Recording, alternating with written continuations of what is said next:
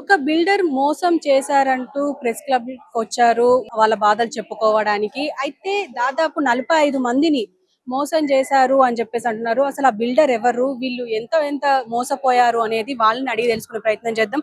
Sir నమస్కారం sir, మీ పేరు? నా పేరు మార్టిన్ అంటే నేను సింగరేణి కాలేజ్ లో పనిచేసి రిటైర్డ్ అయ్యాను. నాకు వచ్చిన బెనిఫిట్స్ అన్నిటితో నేను ఇక్కడ శివం ప్రాజెక్ట్స్ లో ఒక ప్లాట్ కొనుక్కున్నాను. ఆ ప్లాట్ న్యాయబద్ధంగా నాకు అది రిజిస్టర్ అయ్యింది. డెవలప్మెంట్ ప్లాట్ డెవలపర్స్ అయిందో ప్లాట్ ఇన్ఫ్రాస్ట్రక్చర్ అంతా డెవలప్మెంట్ చేసిస్తామని అన్నారు. కానీ మాట తప్పారు.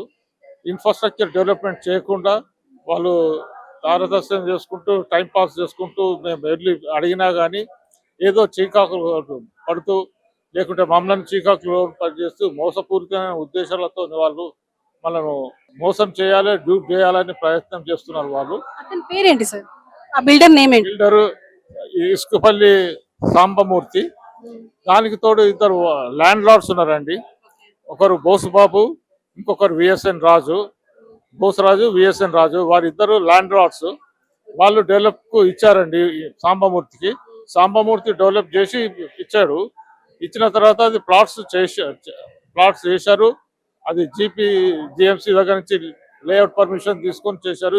ఎల్పి నంబర్ ఉన్నది, ఎల్పి అయిపోయింది. కానీ ఫైనల్ లేఅవుట్ అది రాలేదు. ఎందుకంటే టోటల్ గా లేఅవుట్ అవుతూనే ఇన్ఫ్రాస్ట్రక్చర్ డెవలప్ అయితేనే అది హౌస్ కన్స్ట్రక్షన్ పర్మిషన్స్ ఇస్తారు. గవర్నమెంట్ రూల్స్ అవి. అట్లా గవర్నమెంట్ రూల్ అంటే ఫైనల్ లేఅవుట్ రాకుండా వీళ్ళు మోసపూరితమైన ఉద్దేశంతో వాళ్ళు మమ్మల్ని మోసం చేయాలని 45 మంది ప్లాట్ ఓనర్స్ మోసం చేయాలని ఉద్దేశపూర్వకంగా అక్కడ చేయనిస్తలేరు. మేమే అసోసియేషన్ గా ఫామ్ అయిపోయి మేము డెవలప్ చేస్తుంటే డెవలప్ చేయకుండా మా మీద కోర్టులో కేసేసి పోలీస్ స్టేషన్లో కేసేసి వాళ్ళని మోసం చేయాలని వాళ్ళు ఎందుకు ఉన్నారు? ఎందుకంటే అక్కడ ఉన్న ల్యాండ్ ధర విపరీతంగా పెరిగింది. మేము 30,000తోనే గజం జాగా 30,000కు కొంటే ఇప్పుడు అది 60,000 65,000 అయింది.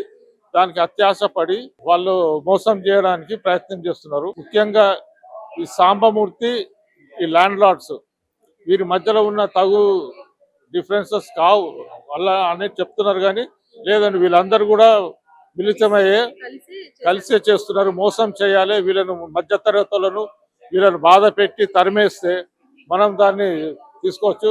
అది ఆ ప్లాట్ అంతా మొత్తము ల్యాండ్ 3.5 acres అది. అది చాలా సెంటర్ ప్లేస్ లో సుచిత్ర కొంపెలికి మధ్యలో ఉన్నది. చాలా ప్లేస్. దాన్ని దండముడి ఎన్క్లేవ్ వెనుకనే ఉన్నది. వెల్ డెవలప్డ్ ప్లేస్ అది.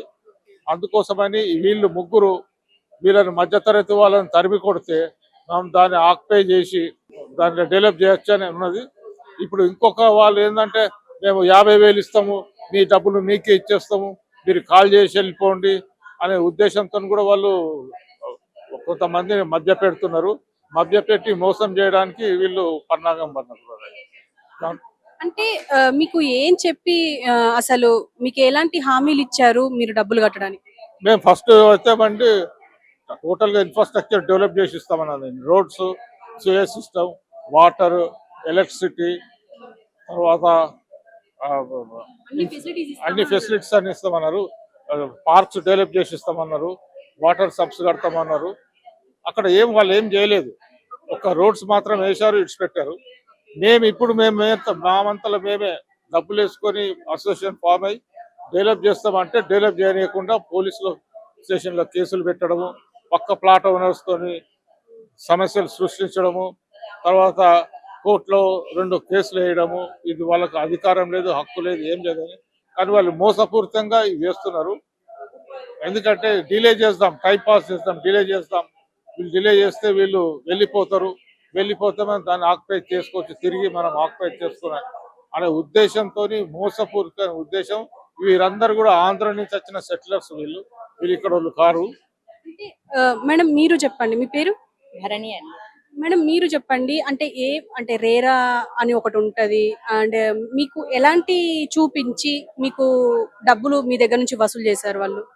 జిహెచ్ఎంసి లేఅవుట్ ఇది మీకు చాలా హోమ్లీగా ఉంటుంది, మంచి సెంటర్ లో ఉంటుంది, అది ఇదని చెప్పారండి. మాకు కూడా చాలా బాగా నచ్చింది. మాకేంటంటే మాకు అప్రూవల్ గా అన్ని విధాలుగా మీకు అప్రూవల్ గా చేసి మేము వెల్ డెవలప్డ్ చేసి ఇస్తాము, మీకు ఎలాంటి ఇబ్బందులు రానికుండా చేస్తాము అని చేశారండి.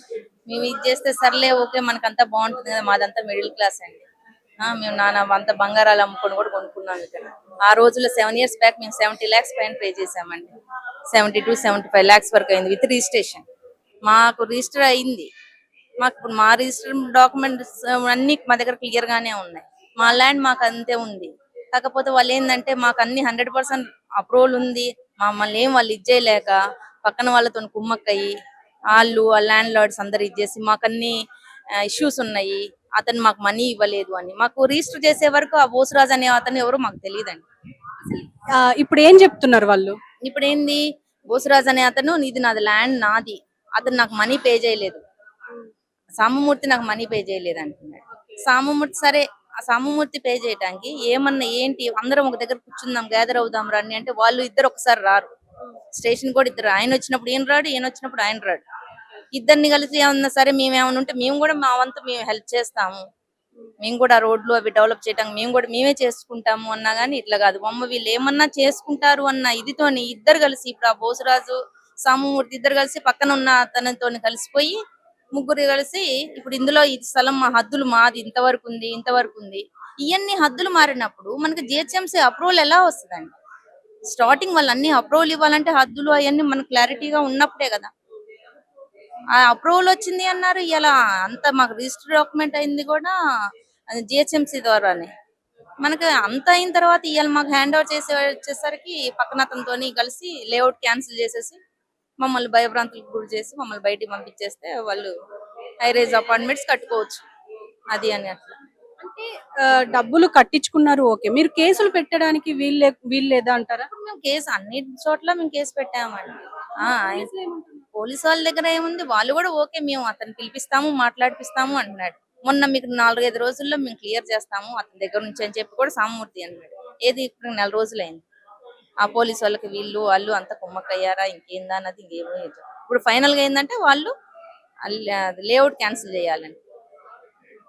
సార్ మీ అంటే ఎప్పుడు తెలిసింది మోసపోయాము అని? ఎప్పుడు తెలిసింది?